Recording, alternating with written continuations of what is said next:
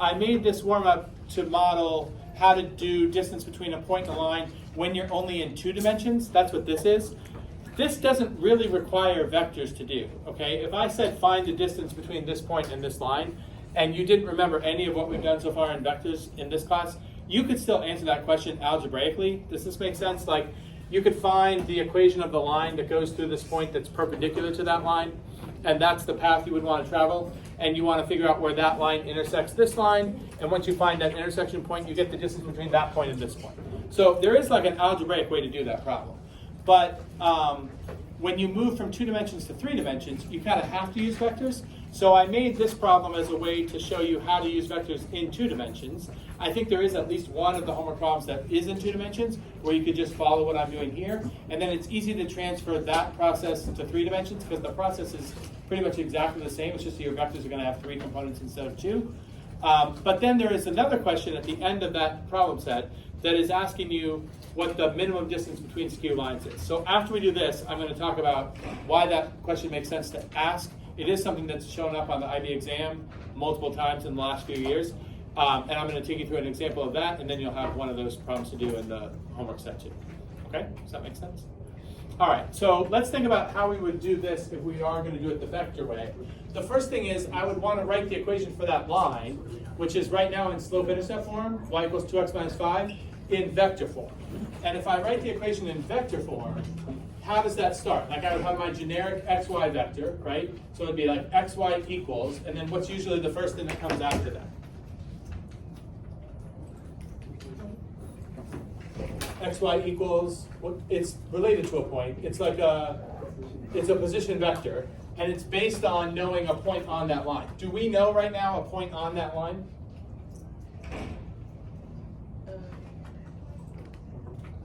Like without doing any extra work, can you identify one point that's on y equals 2x minus 5? Negative 5, 0, negative. 0, negative 5, the y-intercept, right? Okay, so that would be my position vector, right? Xy equals 0, negative 5 plus then a parameter like t times what follows the parameter in this form of the line. What comes after the parameter in vector form? What kind of vector? That's for a plane. For a line, direction vector, okay? Now, what is sort of playing the role of the direction vector when we write the equation in just normal slope-intercept form like that? Slope. So the slope of that line is 2. How would you write a direction vector that would go in the same direction that a line with a slope of 2 would go in? Careful. It's 1, 2, right? Because if the slope is 2, it's change in y over change in x, so y changes by twice as much as x changes. So the vector that would do that would be a vector with an x component of 1 and a y component of 2. Does that make sense? So 1, 2 would be your direction vector. Okay, so here's the vector form of the equation of that line, right? xy equals 0, negative 5 plus t times 1, 2. Okay? Now, if you remember, we did this point to a line stuff before. I think I did an example with you back in the early part of the unit when we were in 3 dimensions. But I'm going to do the same thing I did there, which is once I have this, I can combine the right side of this into a single vector, like this. Whoops. Right? So if I add these, I get 0 plus t for the x, that's just t, and negative 5 plus 2t for the y. Okay? That would represent a position vector that starts at the origin and goes to any point that's on that line. Okay? And then visually, what we have with this P0 point is something like P0 is here, and the line is here, right? And what I can do now is create this like infinite set of vectors that all start at P0 and all end on the line, right? And that's where my generic POP vector goes, right?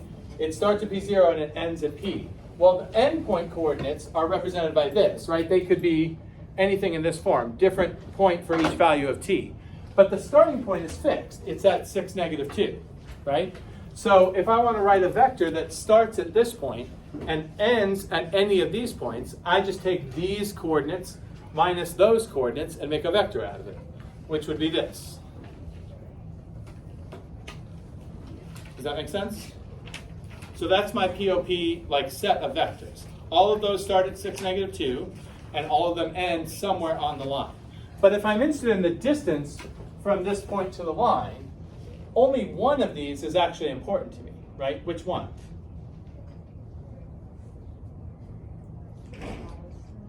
What is it? Smallest one. Well, and how do I know which one is going to be the smallest? Right, it's got to make a right angle with the line, right? So probably that's this one. Okay? How would I find, like each one of those is represented by a different value of t. How would I find the correct value of t that would generate that specific one as opposed to all the rest? You remember doing this before? What does the relationship of that one that I'm interested in have with the line? They're perpendicular. So how could we, if this is a vector that starts at P0 and goes to any of those points, how do I identify the one of those that is actually perpendicular to the line? You know? Not the cross product. If we're taking, like cross product is what you do when you start with two vectors and you want a vector that's perpendicular to both of those. We're going to do that later actually.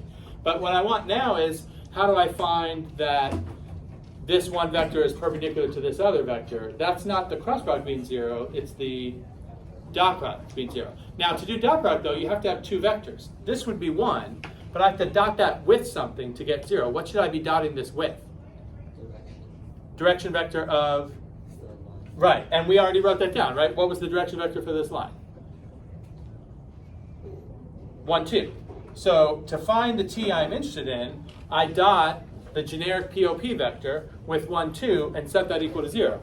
And if I carry out that dot product, I'm going to get an equation that I can solve for t. And that t will tell me what the t is to get the one vector I'm interested in, right? So when I carry out this arithmetic and solve for t, what does t come out to?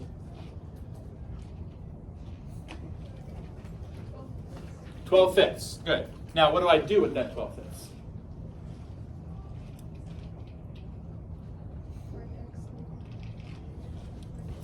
Yeah, in this vector, right? So I want, this is the t that will, like this set of vectors, I want to choose 12/5 to be the one value that gives me the specific vector that is the one I want. So if I put 12/5 in there, I'll get a specific vector, and then what do I do with that vector? What am I actually interested in about that vector to answer the original question? Magnitude, okay? So when we put 12/5 in, you get this, -18/5 and 9/5. Okay, and you have to find the magnitude of that. Now you could do that, like you know how to find magnitude, you have to square these. So we could square -18/5 and square 9/5 and add it together and take the square root, that would be our answer.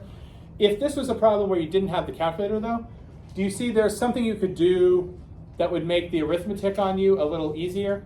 Like you're not forced to square -18/5 and 9/5. What else could you do that would make this a little bit easier? Take out a scalar of 9/5. Right? So you take out the scalar of 9/5, and if you took out 9/5, what vector would you be left with? -2, 1. Okay? Now, if this vector is 9/5 times this vector, and I want the magnitude of the original vector, you can't throw away the 9/5, because this time we actually do care about how long the vector is. But would you rather find the magnitude of this vector or the magnitude of -2, 1? Well, it's much easier to find the vector's -2, 1's magnitude. But once I find the vector -2, 1's magnitude, what do I have to do to get this vector's magnitude? By 9/5. Right, so do the scalar last instead of having the scalar already in there when you're doing the magnitude. So the magnitude of -2, 1 is √5. So our answer to this is 9/5 times √5. That's the distance between the point and the line. Does that make sense? Do you remember doing this before? We did it before. I just don't think we did it with two-dimensional situation. We were doing three-dimensional before. But in the homework, I think you have a mix of 2D and 3D, and the process would be exactly the same. It's just that your vectors would either have 2 components or 3 components. But nothing changes about the process if you move from 2 dimensions to 3 dimensions. Does that make sense? Okay. All right. So the other piece of this, the main thing for today that is totally new, is this question about skew lines. Now, this is how I fit what we need to do today in. If we had the full time, this part is review, right? I'm giving you 2 lines, and I'm saying up here, show that these 2 lines are skew. That's something you had to do in the quiz. You remember there, if 2 lines are given to you in space, they have to be one of 3 categories. Skew is one. What are the other 2? parallel, intersecting. Okay, so you've already learned like what's the process to go through to determine that these are skew. And do you remember there's no like direct test for skew? Basically, you just have to rule out parallel and intersecting. Let's assume we've already done that. These are skew lines. Okay, I want to show you the new part of this is if lines are skew, you can ask a question that doesn't actually make sense to ask in the other two cases. Okay, and that question is what's the minimum distance between these two lines? Okay. Let's think about why that doesn't make sense to ask in the other two cases. If lines are intersecting, and I ask you what's the minimum distance between them, what's the answer going to be every time? 0, because there's a point where there's no distance between the two lines, right? So you won't be asked what's the minimum distance between intersecting lines, because that question is boring. The answer is always 0. What about in parallel lines case? Why wouldn't you be asked what's the minimum distance between parallel lines? The distance stays the same, right, the whole time. But with skew lines, it's kind of in between those two cases. With skew lines, if you have two skew lines, like let's say this line and a line coming back behind it like this, if you're on this line, traveling through and keeping a relationship to this line, do you see that if I'm over here traveling on this line, I'm getting closer to this line up to a point, and then if I keep going, I'm going to start getting further away again. So there is like a closest you can get with skew lines that is something greater than 0. Does that make sense? Now, I'm going to show you how to do that, but I'm going to use lines in the room first to try to make the process I'm going to show you make some sense. Now, I'm not tall enough to do this. I'm the 8 of this. So here's what I'm going to do. The skew lines I'm going to use are the edge of the door, right here, and that ceiling tile grid right there, that line. Does it make sense? If I extend this forever, that line is not going to intersect that line, but they're in different planes, so they're skew, not parallel. Does that make sense? Okay. So if I wanted to say, what's the minimum distance between this line and this line, do you see like, you could pick a random point on this line and a random point on this line like here and measure that distance. But that's not the shortest distance you could get, right? What direction do you need to be going to measure the shortest distance there is between the edge of the door and that ceiling tile? Which way would you go, Adi? Like using the edge of the door, you just bring it up. Up until how far? Until you reach the ceiling. Okay, and then the distance you would measure would be from where this hits the ceiling, from there, which like along that seam, Yeah, right? outward, yeah. Until I get to here, Yeah. right? Does that make sense? So the direction you would want to be measuring is the direction that the seam between the ceiling and the wall is going. Does that make sense? And you notice what's special about that direction relative to both of my skew lines? It's perpendicular, yeah, right? This seam makes a right angle with the ceiling tile grid there, and it also, if I extended this up to there, you would see a right angle there too, right? So the direction that's relevant for measuring the shortest distance is a direction that is perpendicular to both the direction of your first skew line and your second skew line. What does it sound like I'm using an application of then if I need something perpendicular to two other directions? When do we do that? Now it's cross product, right? Does that make sense? Okay. All right, so I'm going to show you what we're going to do. What I have on the screen actually is I'm going to show you a GeoGebra picture of these two specific lines graphed in 3D space. GeoGebra has a 3D grapher, so I'm going to show you what these two lines themselves look like. You'll see first that they are skew, and then you'll see the distance that we're trying to calculate, the shortest distance between them, okay? So,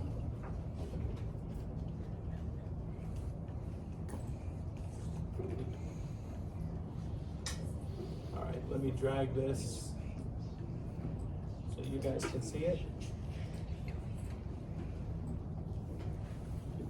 Okay, so the blue and green lines that you see here, that's this line and this line, that's the two lines, okay? Here's GeoGebra's representation of them. They write it a little bit differently than we do. This big X is like our generic XYZ, okay?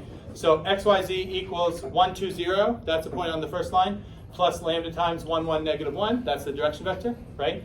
And then line 2, big XYZ, or big X meaning XYZ, that's a point on the second line, and then lambda times 2, negative 1, 3. They use the same lambda for all the lines. We know if we're analyzing them, you have to use different names of parameters, but that's the two lines, okay?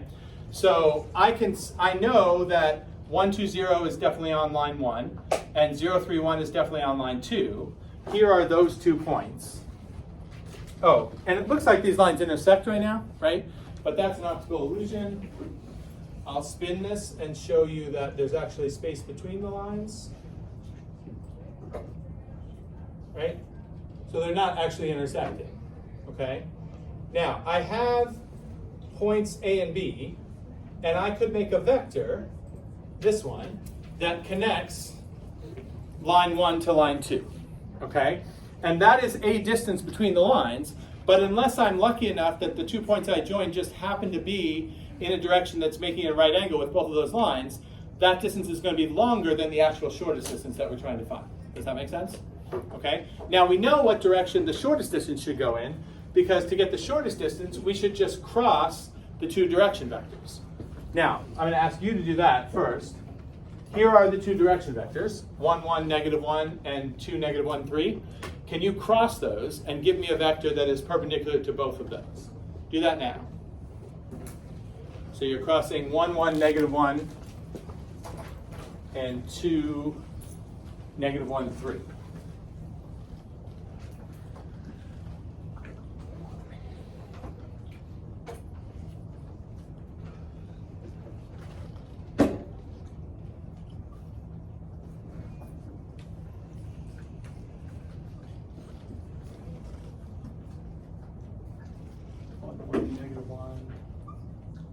Cross with 2, -1, 3. So we should get another vector there, right? Does anyone have it yet?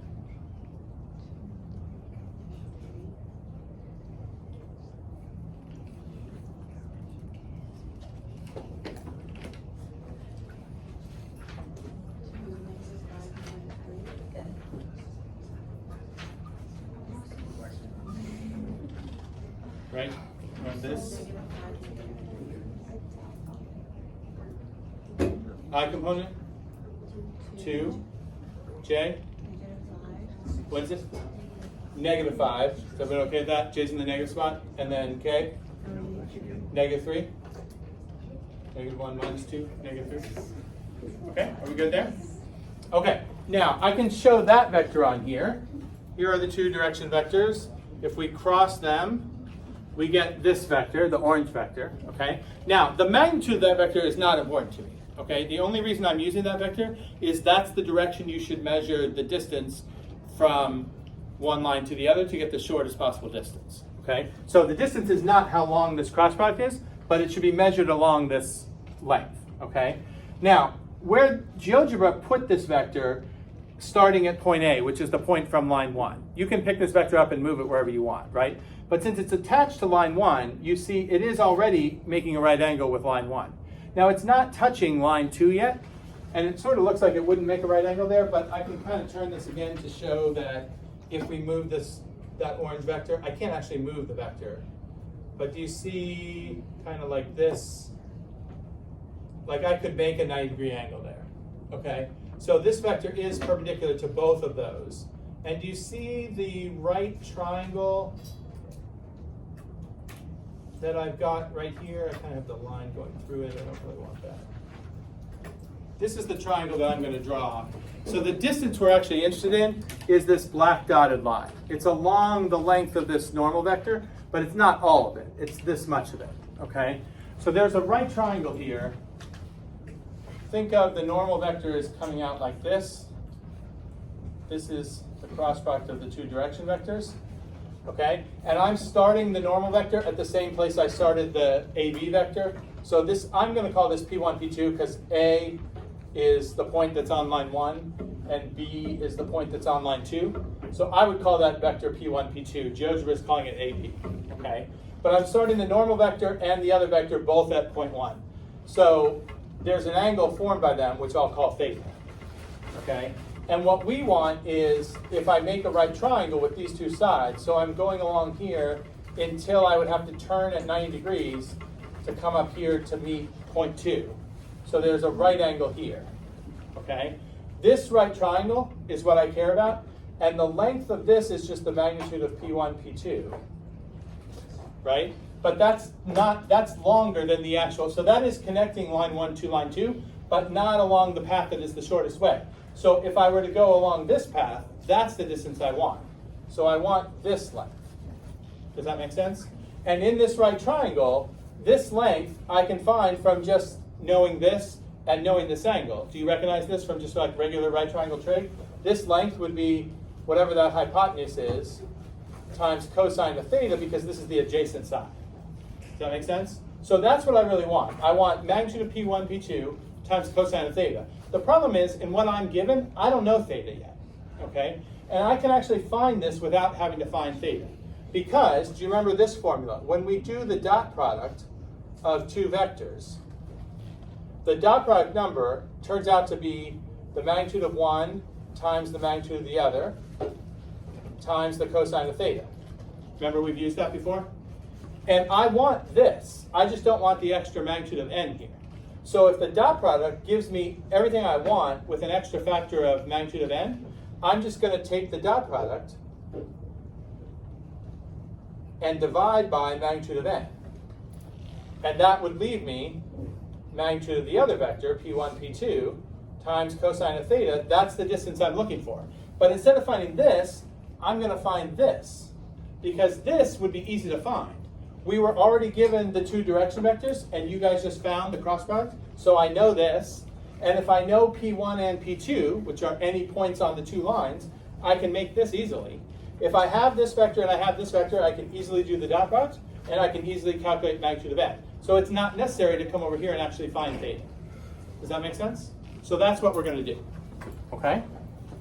Now, if I go back to the slides, I wrote this down in steps for you. Whenever you want to find the shortest distance between two skew lines, it's 3 steps. Okay?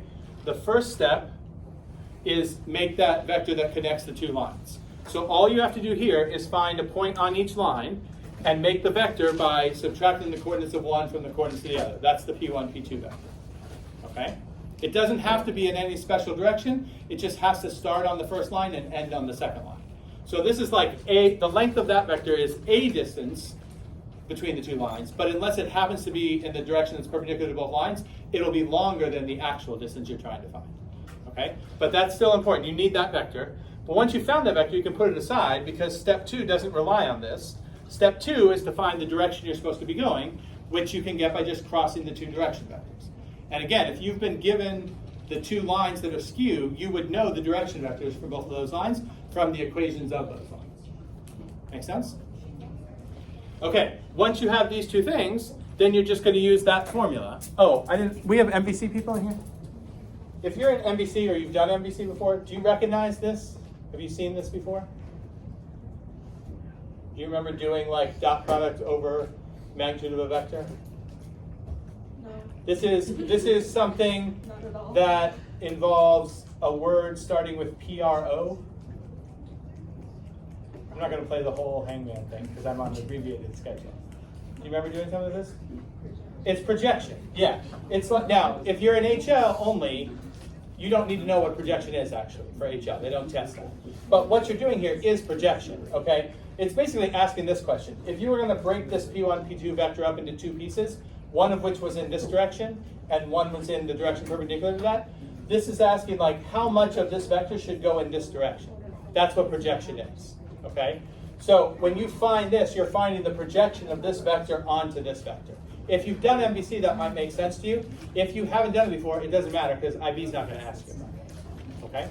But if you're like, if you've had MVC and you're like, I remember doing dot product over the magnitude of one vector, that's when you would have done it. It's projection of one vector onto another. Okay? So that's what we're going to do in step 3. Okay? I'm using capital D for the distance. The distance is the dot product of the two vectors you just found in the first two steps over the magnitude of the normal vector. The only thing that you got to be careful not to get confused by is which of the two vectors are you finding the magnitude of in that denominator. It's magnitude of the cross product vector, not the P1, P2 vector. Okay? Now, do you also notice I have bars around this here that kind of look like magnitude, which is what the bars are here. But this is bars around the dot product, which is a number, so that's not magnitude. What is that? That's absolute value. Why would I put absolute value there? What could happen with the dot product? That wouldn't make sense here. That is why I'm putting absolute value there. Dot product could be negative, right? But distance is not negative. but the distance would still be the absolute value of whatever your dot product is over the magnitude of the normal. Okay? So let's try to do that for this pair of lines that we just had here. This is our normal vector, and our P1, P2 vector. Does somebody have that? What was the point we knew was on line 1?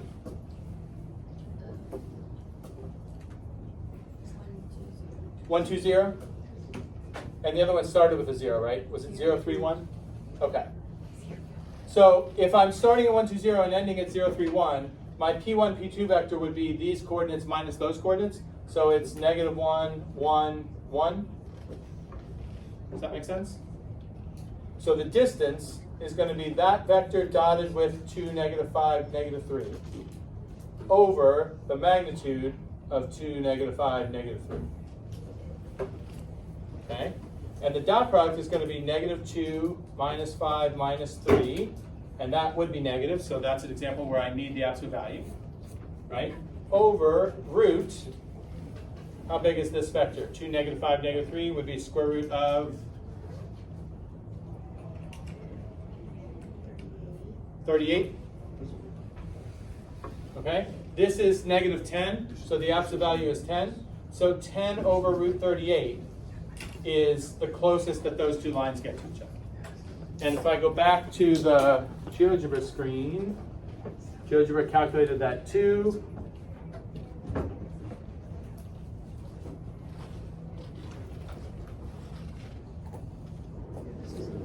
Here's the distance they got. They wrote it as 5 root 38 over 19, but you see that's the same as what we got. If you got rid of the square root on the bottom, it would be 10 root 38 over 38, and then you take a 2 out of the 10 and the 38, and that's what you get. It comes out to 1.622. So that's the closest those two lines ever get to each other. Okay? And it's only skew lines where that would make sense. You get closer for a while, and then you get further away after that, so there is like a closest they ever get. Parallel lines don't have that because the distance stays the same. Intersecting lines don't have that because the minimum distance is always going to be 0 since they meet. Make sense? Okay, so that's good enough for you to do what's asked of you on the bottom of that sheet I gave out today. And then tomorrow we're going to do a little bit more with distance and points and lines and planes. One of the things I'm going to show you tomorrow goes back to something we did before the snow, where you had a plane and a point not in the plane, and there was a question of like how far is the point from the plane, and that was a foot of the normal problem before. Like we wrote the equation of the line perpendicular to the plane that went through that point, and then found the foot of the normal and found a vector and all that. There is a way, if you just are given a plane and a point, and the only question is, how far is this point from this plane? There's a shortcut around doing all that foot of the normal stuff. Sometimes you'll want to do that. Sometimes some of that stuff is asked for already. But if the question just asks that one thing, there's a shortcut that I haven't shown you yet that will be part of what I show you tomorrow. Okay?